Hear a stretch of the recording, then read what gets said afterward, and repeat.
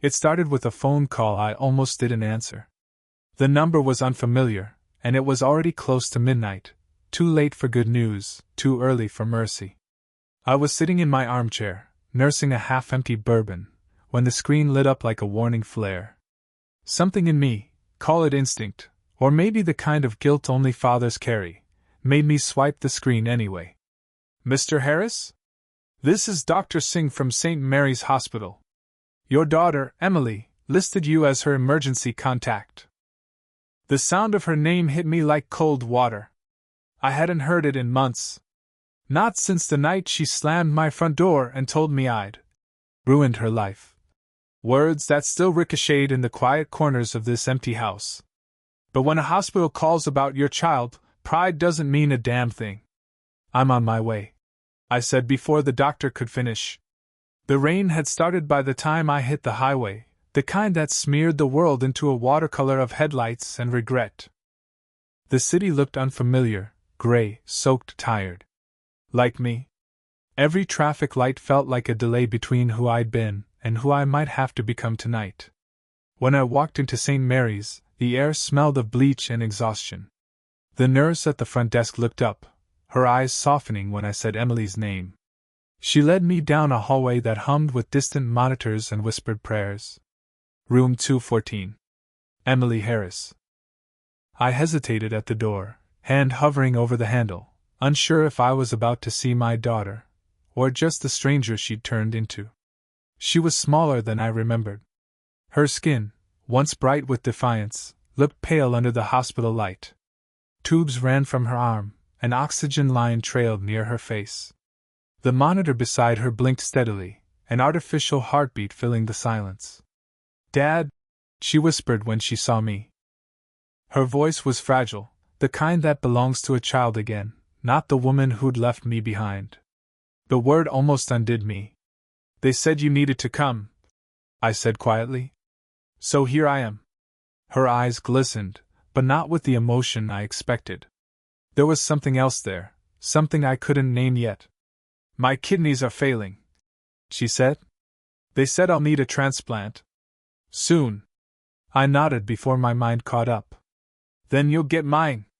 I remember the way she blinked then. Not surprised. Almost relieved. Like she already knew I'd say that. The doctor entered, clipboard in hand, explaining blood types, testing, compatibility. His voice was calm, practiced, too calm for what he was saying. When he left, the room felt heavier. Emily stared at the ceiling for a long time before speaking again. "Don't tell Mom," she said suddenly. That pulled me out of the fog. "Why not? She doesn't need to know until it's done. You know how she is, she'll make it about herself." Her tone was sharp for someone so weak. It reminded me of her mother, Laura, beautiful, manipulative, always managing to sound like she was the victim of her own decisions. I bit back the memory and just nodded. "All right. I won't." She smiled faintly. "Thanks, Dad. I knew I could count on you." It should have felt like reconciliation.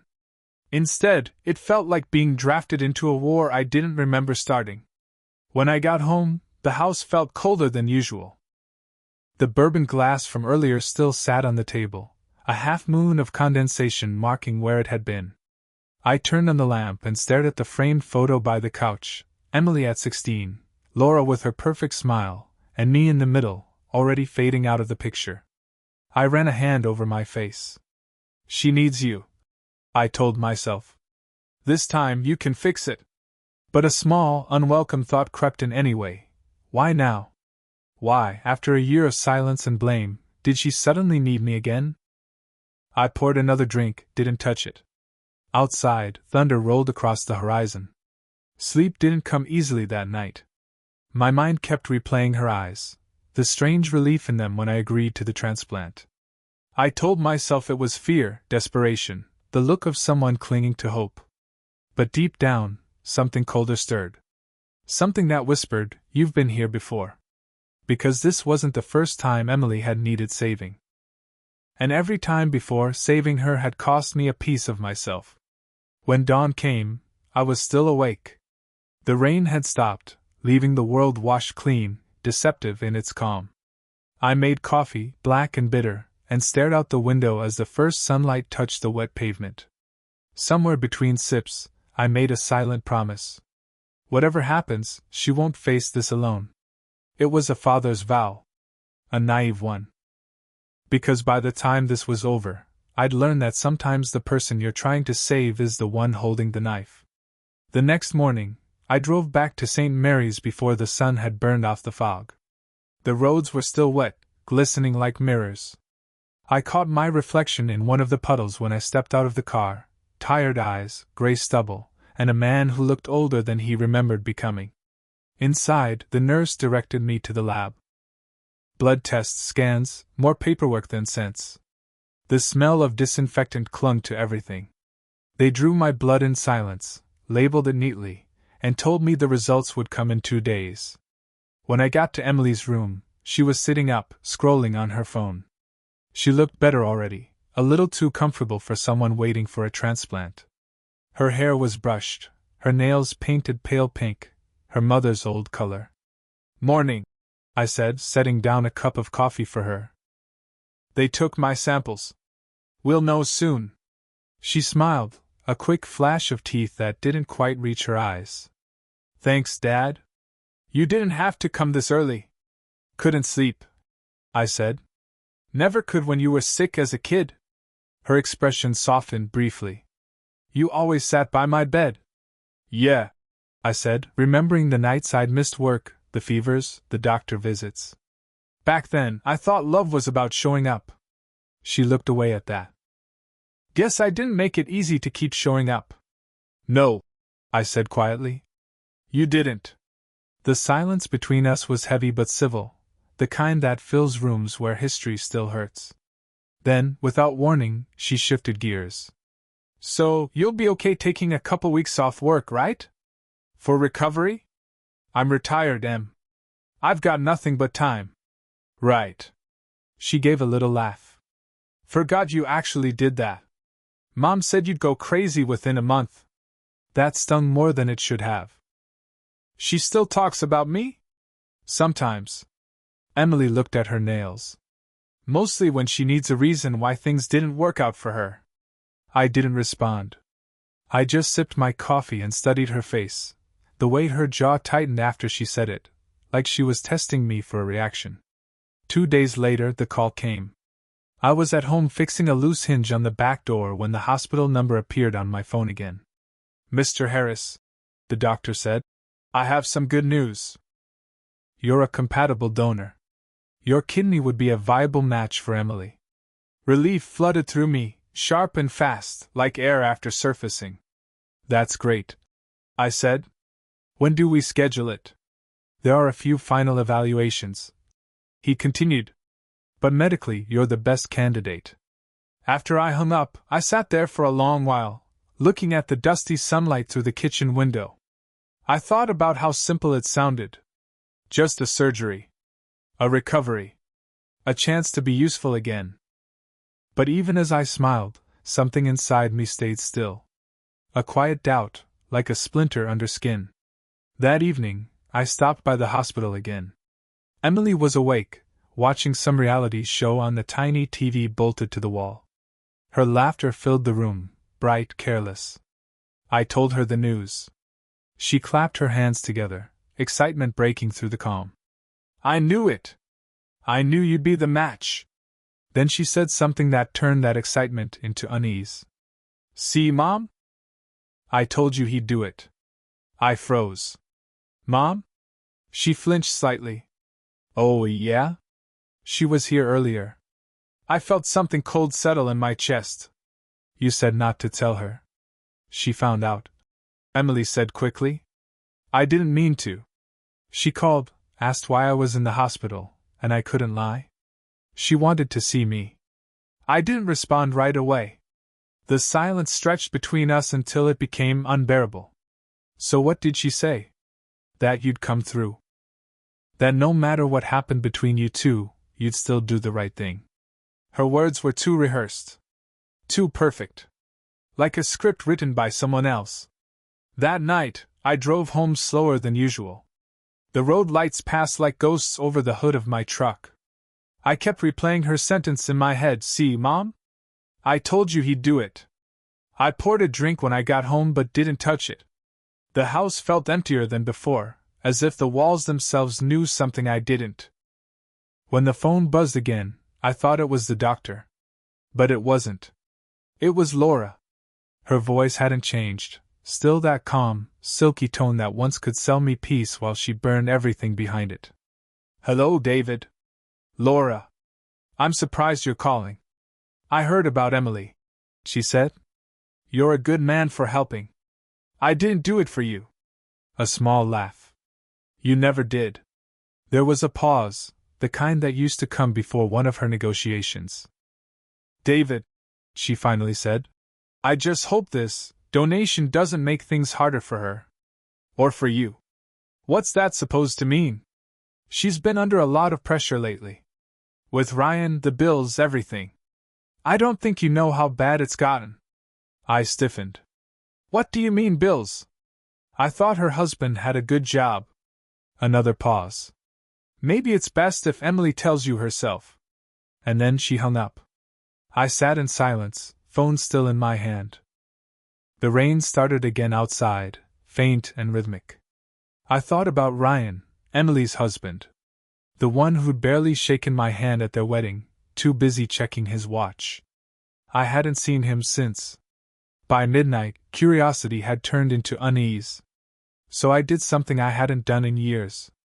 I called Laura back. She didn't answer. I poured another bourbon, sat down at the table, and stared at the old photo again. My family, frozen in time, before love became negotiation and loyalty became leverage. That was the night I realized something wasn't adding up. Emily's illness was real, I could see that. But the timing, the secrecy, her mother's sudden reappearance. It all smelled like the kind of trouble money leaves behind. And I'd been dragged into it with my veins wide open. The next morning, I drove to the hospital again, but something in me had shifted. The world outside looked the same dull gray sky, the same coffee shops opening their blinds, but I wasn't the same man who'd rushed there 2 nights ago. I'd spent the night thinking about Laura's voice. Not the words, but the way she said them. Smooth, calm, like someone who already knew the ending to a story she wasn't telling. I'd learned long ago that when Laura spoke softly, it wasn't kindness, it was control. When I reached Emily's room, Ryan was there. He stood near the window, hands in his pockets, wearing a pressed shirt that didn't belong to a man under financial pressure. His smile was polite, the kind you see in salesmen and liars. Mr. Harris, he said, extending a hand. Good to see you. I shook it.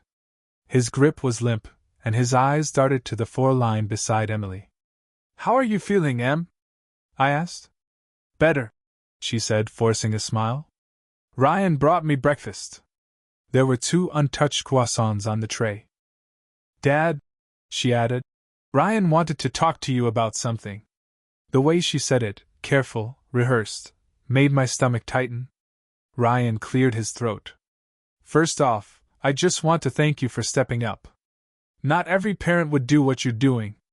I didn't answer. I just waited. He glanced at Emily, then continued.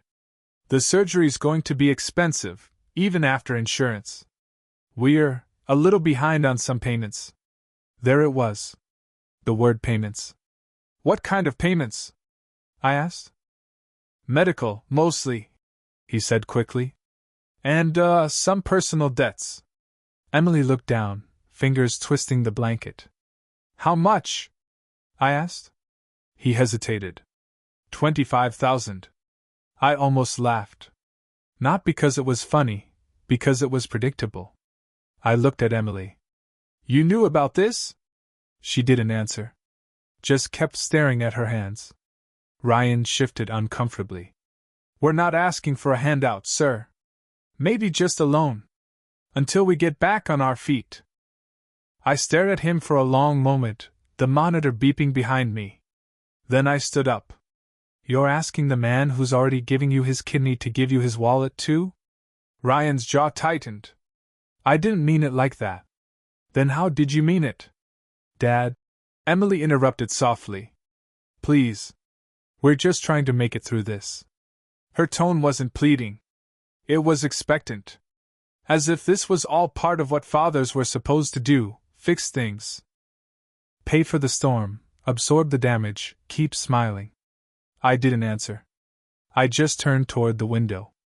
Rain streaked the glass again, thin and steady. The city below looked washed out, drained of color. Get some rest, I said finally. We'll talk later. Ryan opened his mouth as if to protest, but I was already walking out. The drive home was a blur. My hands gripped the steering wheel so tightly the leather creaked. Every red light felt like a question I couldn't answer. At home, I didn't turn on the lights. I just sat in the dark, listening to the refrigerator hum. They wanted money. They wanted blood. And they thought I'd give both. That's when the quiet inside me began to harden into something else. I poured a drink, but instead of sipping it, I stared into it, the amber liquid reflecting the kitchen light like an old secret. In the corner of the counter sat a small wooden box. Inside were old photos, letters, a few mementos I'd never thrown away. I opened it, not sure why. There she was, Emily at 10, holding her first drawing from art class, grinning with a missing front tooth. And beside that, a faded letter from Laura after our divorce. You'll always be the reason things went wrong. I read that line again and again until the letters blurred. It wasn't just about money. It never was. It was about control. About using guilt as currency. About making sure I kept paying for being the man who walked away. But I hadn't walked away, they had. And for years, I'd let them convince me otherwise. By midnight, the decision was made. Not in words, but in a feeling, sharp, steady, familiar. The kind of clarity that comes only when there's nothing left to lose. If they wanted my kidney, they'd get my attention instead. If they wanted my money, they'd get my silence. If they wanted to play games, they'd learn who wrote the rules first. I picked up my phone and scrolled through my contacts until I found a name I hadn't used in years. James Holloway, my old lawyer. The one man who'd seen how deep Laura could cut and how carefully she hid the knife. When he answered, his voice was groggy. David? Been a while. I need a favor, I said. And I need it quiet. He sighed. You always did pick the interesting ones. What's this about? Family, I said. And debts. There was a pause. Then a low chuckle. That combination's never good. I'll meet you at my office in the morning. When I hung up, the clock read 1:12 a.m. I walked to the window and stared at the reflection, a man past 50, eyes sharp again, finally awake. I thought of Emily's pale face, of Ryan's rehearsed gratitude, of Laura's voice on the phone. The man they thought they were manipulating had died years ago. Tonight I buried his ghost. By the time the sun rose, my plan was already forming. I'd start with patience, with information, with silence. Because silence unnerves people who live off lies. I'd find out what Ryan owed, who he owed it to, and how far Emily's hands were in it. They wanted my weakness. I'd give them my stillness instead. There's a kind of stillness that isn't empty, it's listening. The kind of quiet where you can hear a mistake before it happens. That was the mood I chose for myself the week after I decided not to be anyone's automatic rescue. I traded panic for patience and fury for files. I started where every sensible man starts when he's been burned, with facts. I made a list on a legal pad, names, dates, small things that suddenly seemed important. Ryan Bell, married to Emily 2 years, job listed as consultant, on LinkedIn, phone rarely answered. Laura, sporadic visits, calls at odd hours, conversations that always looped back to her financial woes. Medical bills, pending, insurance notes, unclear. And the thing that kept niggling at me, how quickly both of them reappeared when it mattered. First call was to James Holloway. I met him in the corner office of a building that smelled of old paper and newer ambitions. James poured strong coffee without asking and went straight to the point. You want me to find out if they're running a con on you, Or if they're drowning? He said. He had that way of cutting through theatrics and getting to the ledger. I told him everything I knew, then everything I suspected, and left the rest to him. He promised discretion, then handed me a card and a look that said this would be messy. Next, I hired a private investigator, small, gray-haired man named Roy who'd worked with James years ago. Roy had the kind of face people trusted because it was honest in an unremarkable way. You want dirt or you want proof? He asked. I want both, I said. And I want it legal. We agreed on parameters: follow Ryan, get bank names, trace unusual transfers, check his car, and if possible, record his conversations where the law allows. Roy nodded, flat and efficient, then left with a list of things to do. While they worked, I did what I could with what I had. I sat in coffee shops near Emily's clinic and watched the comings and goings. I checked public records for property and liens. I called one of Ryan's listed employers and got a receptionist who said he was on extended leave. I pulled up social media and noticed a pattern. Lots of curated images, vacations at luxury spots, but oddly few friends, and fewer real anchors. It smelled like theater. At night, I'd sit with the old wooden box of memories and add new items to it, copies of receipts I'd found online, small printouts of questionable transactions, a scribbled timeline. The work felt obscene and righteous at once.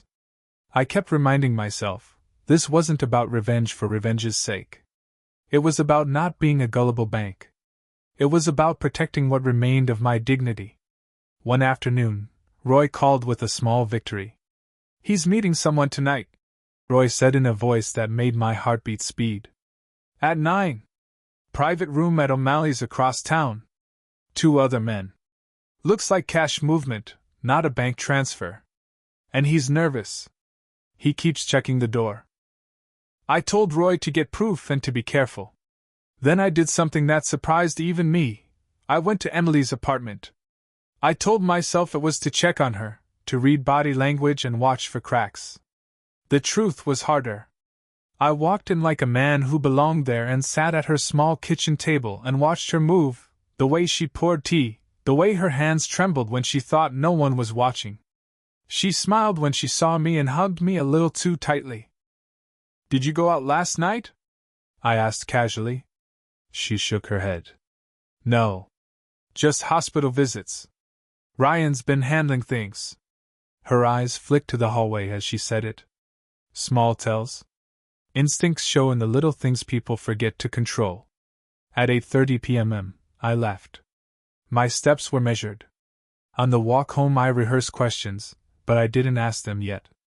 A trap is only clean when it's invisible. That night at O'Malley's, Roy sent me a picture. Ryan sitting between 2 burly types, a stack of envelopes on the table. The photo was shaky but clear enough. The description that followed chilled me. Loan shark front David. This is bad. He found the men elsewhere in hours. Fronts for a local collector who specialized in quick cash and harder collections. They weren't just creditors, they were threats. A plan began to form, not brutal, but inevitable. If they wanted money, I'd follow the money. If they wanted leverage, I'd flip it. James drew up a list of legal maneuvers, subpoenas, calls to financial institutions, a quiet audit request through an acquaintance at the credit union. We'd be surgical, freeze accounts where we could, document transfers, and if necessary, expose the web of lies to the people who mattered, lawyers, insurers, and when the time was right, an audience that couldn't ignore evidence. I also started a quieter operation. I dug into Laura's past the way a man reads his own old letters, not out of spite, but to understand the architecture of her manipulation. She had the habit of lending money to wrong causes, of partnering in schemes that always left her a little cleaner than everyone else. There were hints of shell companies, donations to nonprofits that didn't exist, and a name that repeated in small footnotes: Whitaker Enterprises. James said the name meant nothing to him at first, but his eyes changed when I mentioned it. We'll follow that thread, he said. There's always a thread. Days passed like the mechanical work of a clock. Roy left voicemails with tiny victories. One bank transfer traced to a cash deposit, another to a person Ryan had used in the past. James sent over a packet of options, legal pressure, protective injunctions, and a plan to quietly vet Emily's medical billing for fraud or misrepresentation. I felt a strange kinship with the methodical process. There's a humility in building a case. It asks you to be patient, to endure waiting rooms and searches and small humiliations. But it also teaches you control. And control was something I'd been missing for a long time. On the morning before the surgery was tentatively scheduled, Roy called with 2 words that both soothed and ignited me. "I've got him." He had voice recordings, Ryan arranging an untraceable payment, Ryan referring to the insurance, in a way that made my blood run cold. Proof, finally. Not circumstantial theater, but the sound of their intentions. I didn't celebrate. I collected the files, copied them multiple times, and then sat with them in the early light, feeling the weight of what I'd gathered. It was enough to stop a surgery, or to start a scandal. It was enough to change the ledger of who owed whom. Silence, I'd learned, had teeth. And once sharpened, it bites clean. You learn a lot standing in a courthouse hallway. The air has a smell all its own, paper, cheap cologne, and the faint sweetness of someone's spent hope. I'd come to James with a folder heavy enough to sting, bank records, voice clips, photos of envelopes that looked like bribes, a ledger that tied Ryan to a small ring of collectors and a few curious transfers to a shell company connected to Laura. He looked at the evidence with a slow, steady patience, like a surgeon readying a table. "Timing," he said finally. "You don't want to throw this at them in someone's hospital room. You want witnesses. You want them to hear the words themselves. You want the insurance companies to have a copy, and the collector to have a subpoena. It's cleaner that way." He was right. Cleanliness counts when you're correcting an old wrong. Messy revenge looks like spite. Surgical revenge looks like justice. We set the trap to close in 3 moves. First, a quiet meeting with Emily's social worker in the hospital's billing department, where James would introduce the possibility of financial fraud and request a review. Second, Roy would arrange a chance encounter where Ryan would be recorded admitting to manipulating bills and taking unlisted loans. Third, when everything lined up, we'd confront Laura, not with heat, but with documents, and with people who'd been burned by her before. The day before the scheduled surgery, I sat in Emily's room holding her hand and told her something I'd rehearsed for privacy but not for strength. "Em," I said, "I found things. I don't know all of it yet, but I need you to be honest with me. No more hiding." Her fingers squeezed mine. For the first time in weeks, I saw a tremor that felt like fear rather than calculation. She swallowed. "Dad, She started, then stopped. The machine beside her hummed like a small engine. "I didn't know everything. I swear." Her eyes were wet. "We did fall behind. Ryan, he's been borrowing. But I didn't know about the men. I didn't know about the shell accounts." For a moment she looked like the girl in the wooden box, 10 years old, ashamed over a broken vase.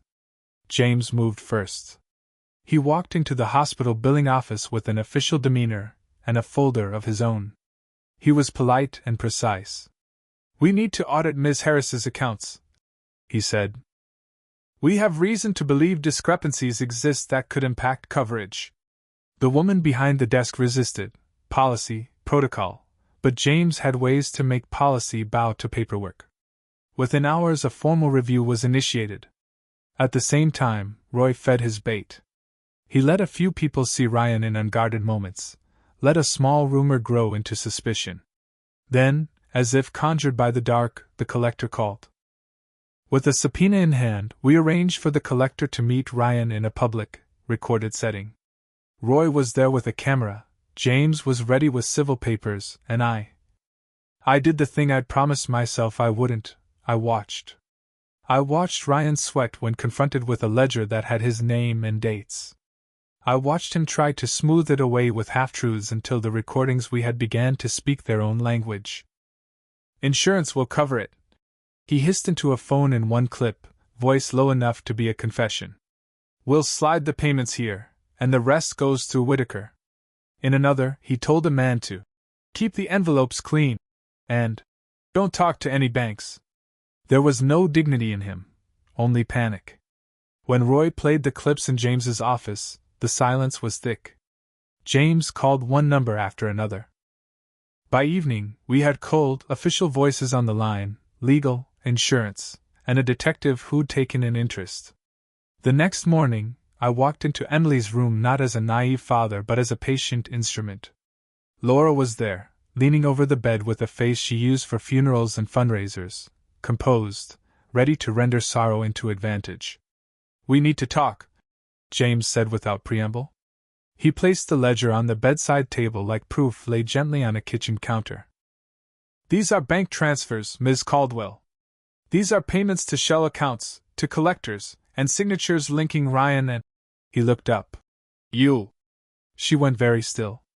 Her face held for a moment, then a slow, practiced smile tried to reform. "This is a mistake," she said, voice syrupy. "We're trying to help Emily." Her hand reached to the charts, as if to steady herself. "You were part of the transfers," James said evenly. "We have evidence, and we've notified the insurer and the district attorney. They'll be asking questions. If there's a legitimate explanation, we'll hear it in due course. Right now, we're pausing any elective procedures until this financial review is complete." He watched Laura's smile tighten and then falter. For a few seconds, I heard nothing but the mechanical rhythm of the monitor. Outside, someone dropped a tray, conversation rising and falling like waves. Laura's composure began to crack in a way I'd never seen. "You can't do this," she breathed. "She needs that kidney." The martyr act was instant, theatrical. "She needs honesty more," I said. My voice was thin and steady. "She needs answers."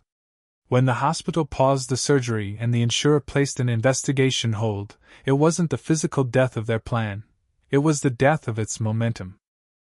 Without that, their web of quick fixes and cash shuffles unraveled in a way a single knife never could. The collector's men grew anxious when subpoenas arrived at their doors. Ryan's friends stopped returning his calls. Laura called every number she could think of, and each ring ended with a busy signal or a recorded message. In the days that followed, whispers became documentation. Emails surfaced where Ryan promised cover in exchange for silence. Bank statements showed transfers to a Whitaker account that James traced back to an LLC with Laura's initials hidden in the filings. The district attorney opened a preliminary inquiry. The hospital's ethics board took statements. Roy shared his recordings with detectives who, unlike Ryan, were not inclined to mercy. I'll tell you now, the execution never looked like a scene from a movie. There were no dramatic confrontations with cameras rolling. There were quiet phone calls and legal letters and a stack of clear, unarguable paper that made liars squirm. The power of truth is that it doesn't need fury, it only needs proof. When the news finally reached the family, when Ryan sat across from detectives and his voice broke and Emily's face strained of color, there was an ugly, bending sound to it. It was not catharsis. It was consequence. Laura, who'd always been the actress in our life, found the stage closed. Her allies kept distance. The collector retreated, at least publicly, and the pressure that had been building in private rooms dispersed into the light. I didn't feel triumphant. I felt something quieter, a tired, steady relief, like a storm finally passing through and leaving the air clearer, cooler. Emily's hands were small in mine. She looked at me with an expression I'd been chasing and dodging for years, complex, shamefaced, relieved. "You did this," she said, voice barely a whisper. No accusation, no praise, just a simple fact. "I stopped it," I corrected. "You're going to get help the right way now. No shortcuts." She nodded. There were tears, ones that tasted of regret and gratitude, tangled so tightly I couldn't separate them. She reached for my face like a child might, like she was checking if I was real. I let her. There was one last move to make. James advised press be informed delicately if any charges were filed. Truth, he reminded me, was a ledger that sometimes needed daylight. I left the timing to him. I'd learned my lesson: justice takes time, and satisfaction is only a fraction of the goal. The bigger aim was to ensure that no one could rebuild the scaffolding they'd used to leech off our family.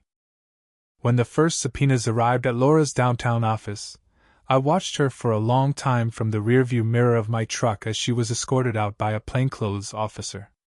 She looked at me once, an expression that could have been hatred, pity, or calculation. I couldn't tell. By then, it didn't matter. I had given them no gloat, no dramatic flourish. I had given them evidence and patience, and the small dignity of a man who wouldn't be played. Because in the end, revenge didn't roar. It clicked into place, like a safe closing on a secret. And when the door finally shut, the silence that settled over me felt, for the first time in a long while, bearable.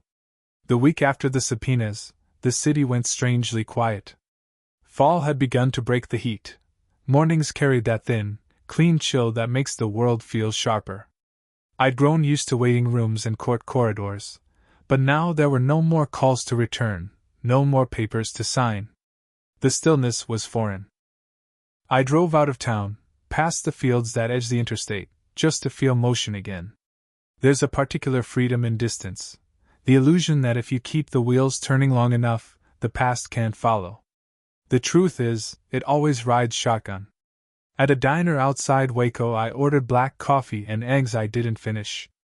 The waitress recognized the name on my card and said, "You the guy from the papers?" I told her no. She nodded like she believed me, and maybe she did. James called that afternoon. "They're taking plea deals," he said. "Ryan's cooperating. Laura's trying to settle out before it goes to trial." His tone was clinical, as though reading a weather report. "You did the right thing, David." I thanked him, but right and wrong had stopped feeling like opposites. They were coordinates on the same map, points you pass through to find quiet. That night I stood on my porch with a cup of tea instead of bourbon.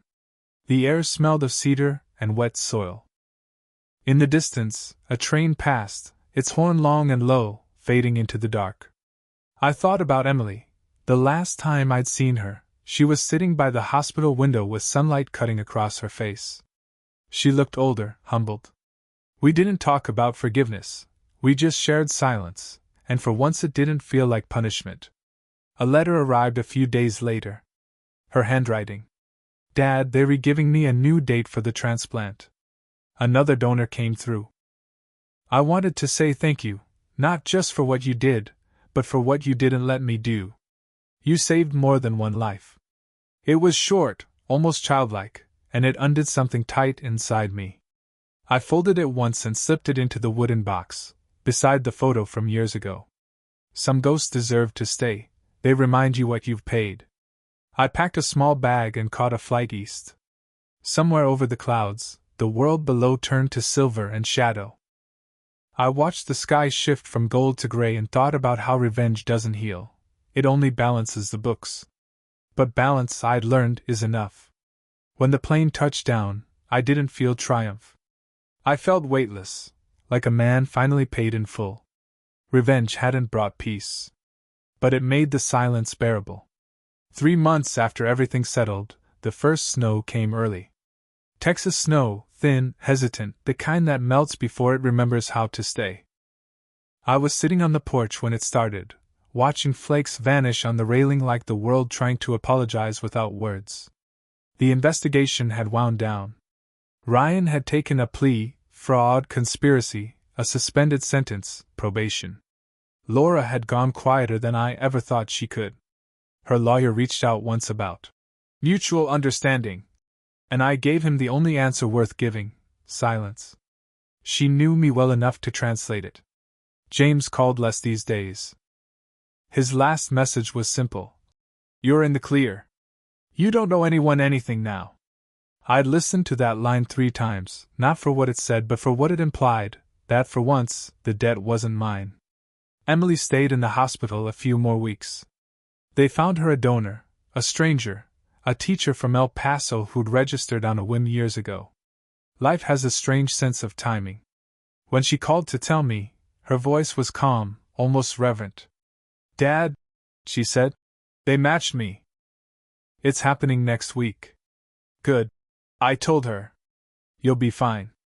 I want you there, she said quietly. Not because I need you to fix it. Just because I want to see you. That last part, that was new. The morning of her surgery, I brought flowers, nothing fancy, just white lilies. She rolled her eyes at first. You didn't have to. Old habits die slow, I said. She smiled, a real one this time, and squeezed my hand before they wheeled her away. The moment was small, human, ordinary. And for a man who'd lived on the edge of anger for too long, ordinary felt like grace. Hours later, the surgeon came out with tired eyes and good news. It had gone well. No complications. She's a fighter, he said. I nodded. I didn't tell him that fighting had always been our family's default setting, we just finally chose the right side of it. After that, things didn't become perfect. They just became quieter. Emily recovered slow but steady. She started therapy, took a new job, and paid me back in the only currency that matters, honesty. One evening she came by my house with a homemade dinner. Chicken soup, bread, something green the first pretended to like. We ate on the porch in the cool night air. She told me about her plans to move to Austin, about wanting to volunteer at the hospital that saved her. I listened, and when she finished, she asked, "Do you ever regret how you did it? Exposing them?" I thought for a while before answering. Regret and relief are neighbors, I said. But sometimes you have to live next door to both if you want the house to stand. She smiled softly. Mom said you were cruel. She said that before too, I replied. It's just that now I stopped trying to prove her wrong. For a long moment we sat in silence. The crickets sang, the stars showed up one by one, and somewhere far off a dog barked like it was remembering something important. She leaned back, watching the sky. I don't know if I believe in karma, she said. You don't have to, I told her. Just believe in balance. Life always corrects itself, sometimes it just borrows your hands to do it. When she left that night, I watched her taillights fade down the old dirt road. I stood there long after they disappeared, just listening to the wind. I thought of the past not as a weight but as a landscape, uneven, scarred, but real. You can't erase it, but you can learn where to step so you don't fall again. In the quiet that followed, I went inside and opened the wooden box one last time. Inside were all the relics of what came before, the letter, the photo, the copies of those old papers. I added one more thing, a folded note that simply said, "Truth has its own mercy." Then I closed the lid. I didn't lock it. Some stories don't need locks, they just need endings. A few months later, Emily sent a postcard from Austin, a picture of the river at sunset, streaked in gold and red. On the back, in her looping handwriting, she'd written, "Doing better. Working hard. You were right, silence can heal if you listen to it." I pinned it to the refrigerator. Some mornings I read it with my coffee, some nights before bed. It reminded me that survival isn't about erasing pain, it's about carrying it without letting it drag you down. So now I walk most days. The park's quiet in winter, bare branches, slow rivers, sky stretched thin. Sometimes people nod, sometimes they don't. I don't need the recognition. The kind of peace I earn doesn't need applause. The world will forget the details. But I'll remember the sound of truth being spoken aloud for the first time, soft, inevitable, final. Revenge gave me justice. Truth gave me rest. And in the silence that followed, I finally found something that almost felt like forgiveness. If this story moved you, please support the channel by liking the video, subscribing, and leaving a comment with your thoughts. To continue the journey, click the box on the left for the next story. Thank you for being here.